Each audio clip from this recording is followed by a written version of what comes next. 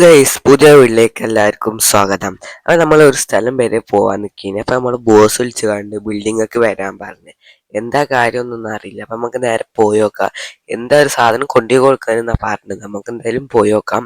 അപ്പോൾ ഞാൻ കഴിഞ്ഞത് ഒരു വീഡിയോ ഇട്ടിന്, ഞാൻ പ്രത്യേകിച്ച് ഒരു വ്യൂസ് ഒന്നും കിട്ടിയില്ല, വിചാരിച്ച വ്യൂസ് ഒന്നും. അപ്പോൾ ഞാൻ ഐബട്ടിൽ വീഡിയോ കൊടുക്കാം. അപ്പോൾ അതെല്ലാവരും കണ്ട് സപ്പോർട്ട് ചെയ്യാം. അപ്പോൾ നമ്മൾ എയർപോർട്ടിൽ നിന്ന് ഒരു സ്ഥലത്തൊക്കെ പോകാണ്. അപ്പോൾ നമ്മൾ വിമാനമൊക്കെ ബുക്ക് ചെയ്ത് വെച്ചിരിക്കുകയും ഒരു ഹെലികോപ്റ്റർ ബുക്ക് ചെയ്തിരിക്കുക. വിമാനമൊന്നുമല്ല, ഒരു ഹെലികോപ്റ്റർ ബുക്ക് ചെയ്ത് വെച്ചിരിക്കുകയാണ്. അപ്പം അത് വന്നിക്കണം. അപ്പം നമ്മളെ ബോസ് വിളിച്ചൊരു സാധനം കൊണ്ടുപോയി കൊടുക്കാമെന്നാ പറഞ്ഞത്. കൊടുക്കാന്നൊന്നും പറഞ്ഞിട്ട് നമ്മൾ ഏതായാലും ബോസിന്റെ ബിൽഡിങ്ങിലൊക്കെ എത്തിക്കണം. നമുക്ക് ചോദിച്ചിക്കാണ്ട് എന്താ നമുക്ക് പറ്റുണ്ടെങ്കിൽ കൊണ്ടുപോയി കൊടുക്കാം, അല്ലെങ്കിൽ വേണ്ടാന്ന് പറയാം. അപ്പം നമ്മൾ ചോദിച്ചിട്ട് നേരെ വരാം. ഹലോ ഗൈസ്, അപ്പോൾ നമ്മളോട് ചോദിച്ചപ്പോൾ നമ്മൾ ബോസിന്റെ ഒരു വർക്ക് ഏരിയ ഇല്ല, നമ്മളെ കാർ ഗരാജിന്റെ നേരെ മുന്നിലുള്ള അവിടേക്ക് ഈ സാധനം കൊണ്ടുപോയി കൊടുക്കാനാണ് പറഞ്ഞത്. സാധനം എന്താണെന്നൊന്നും എനിക്കറിയില്ല.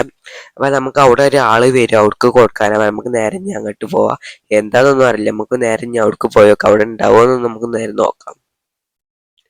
ഹലോ ഗൈസ്, അങ്ങനെ നമ്മൾ സ്ഥലത്ത് എത്തിയിരിക്കണം. അപ്പം തന്നെ നമ്മളെ കാർ ഗരാജ് ബ്രേക്ക് കുറിച്ച് വളച്ചതിന് അധികം കൂടിപ്പോയി. ബ്രേക്ക് കുറിച്ച് വളച്ചതിന് നേരെ മുന്നിലേക്ക് പോയത്. അപ്പം നമ്മളിതാ വർക്കിന്റെ സ്ഥലത്തേക്ക് എത്തിക്കണം. അപ്പോൾ ഇവിടെ ഇവിടെ ആളുണ്ടാവില്ല. ബോസിന്റെ ഏതൊരാളെന്നാ പറഞ്ഞത്, നമ്മൾക്ക് കൃത്യമായിട്ടൊന്നും അറിയില്ല. പക്ഷെ ഇവിടെ നോക്കിയിട്ടൊന്നും കാണുന്നില്ല. ഇവിടെ എവിടെയും കാണുന്നില്ല. ഇനിയിപ്പോൾ എവിടെയാണെന്നൊന്നും അറിയില്ല. നമുക്ക് ഇവിടെ ഒന്നായിട്ട് ചുറ്റി നോക്കിയിട്ട് നോക്കാം. പക്ഷെ അവിടേക്കൊന്നും നിൽക്കാൻ സാധ്യതയില്ല. ഇവിടെ എവിടെയെങ്കിലും ഉണ്ടോ? പക്ഷെ ഇവിടെ ഒന്നും കാണില്ല. നമുക്ക് നേരെ ബോസിനെ വിളിച്ചു നോക്കാം. നിർത്തിങ്ങാണ്ട് ബോസിനെ വിളിച്ചു വെച്ചിട്ട് നമുക്ക് നേരെ ചോദിച്ചു നോക്കാം. നമുക്ക് നേരെ ബോസിനെ വിളിച്ചാൽ പക്ഷെ തന്നെ ബോസിനെ വിളിച്ചപ്പോൾ ബോസ് പറഞ്ഞു പുറത്ത് വന്ന് നിൽക്കാനാ പറഞ്ഞത്. പുറത്ത് ആൾക്കാരുണ്ടാവുക കാരണം.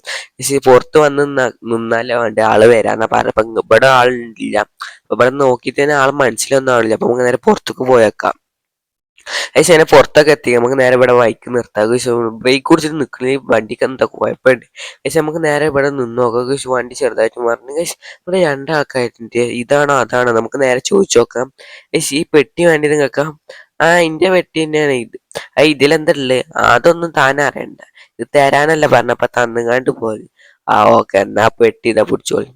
ഹലോ ഗൈസ്, എന്നെ പെട്ടിയൊക്കെ ഓൽക്ക് കൊടുത്തേക്കണ്. ഓലോട് എന്താ ചോദിച്ചു, ഓല് പറഞ്ഞു തന്നിട്ടില്ല. ഇനി വേറെ എന്തെങ്കിലും ആണോ എന്ന് നമ്മൾ ചോദിച്ചാലും പോയിട്ടില്ല. നമ്മൾക്ക് വണ്ടി എടുത്താണ് നേരെ പോകാൻ. കഴിച്ച് ഈ വണ്ടി മറിഞ്ഞ് നമുക്ക് ശരിയാക്കിയിരിക്കണം. ഇനി നമുക്ക് നേരെ വീട്ടിൽ പോയിട്ട് കുറച്ച് സാധനം പാക്ക് ചെയ്തിട്ട് നമുക്ക് നേരെ എയർപോർട്ടിൽ പോകാൻ. ഈ വണ്ടി നമുക്ക് നേരെ വീട്ടിൽ കഴിഞ്ഞ് വേറെ ഒന്നും ഇല്ല തോന്നുന്നുണ്ട്. നമുക്ക് നേരെ വീട്ടിൽ കഴിഞ്ഞ് ബോസിന്റെ അടുത്തേക്ക് ഒന്നും പോകാനില്ല. നമുക്ക് നേരെ ഇല്ല. നമുക്ക് നേരെ വീട്ടിൽ കഴിഞ്ഞ് സാധനം എടുക്കാം. ഹലോ ഗൈസ്, തന്നെ നമ്മൾ വീട്ടിലൊക്കെ എത്തിക്കണം.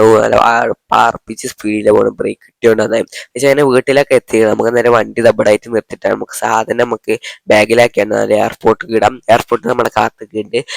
കുറച്ച് നേരം വൈകിക്കണം. നമ്മൾ ബുക്ക് ചെയ്ത സമയമൊക്കെ കഴിഞ്ഞു. പിന്നെ ബോസ് വിളിച്ചുകൊണ്ട് പോയതാണ്. പക്ഷേ അങ്ങനെ നമ്മൾ ബാഗൊക്കെ ശരിയാക്കിയിരിക്കണം. നമുക്ക് നേരെ ഈ വണ്ടിയിൽ തന്നെ പോകാം. ക്രിസ്ത്യാനോ റൊണാൾഡോ ചാനൽ ലൈക്കും ചെയ്യാം. ഈ 3 രാജ്യമൊക്കെ നിങ്ങൾ ഏറ്റവും ഇഷ്ടം താഴെ കമന്റ് ചെയ്യാം. പക്ഷേ നമുക്ക് നേരെ വണ്ടി കയറിയാണ് പെട്ടെന്ന് പോകുന്ന ആരൊന്നുമില്ല. അപ്പം നമുക്ക് പെട്ടെന്ന് പോകാം. നമുക്ക് നേരെ എയർപോർട്ടിലേക്ക് എത്തിയിട്ട് നമുക്ക് നേരെ കാണഞ്ഞ് എയർപോർട്ടിലേക്ക് നേരെ പോകാം.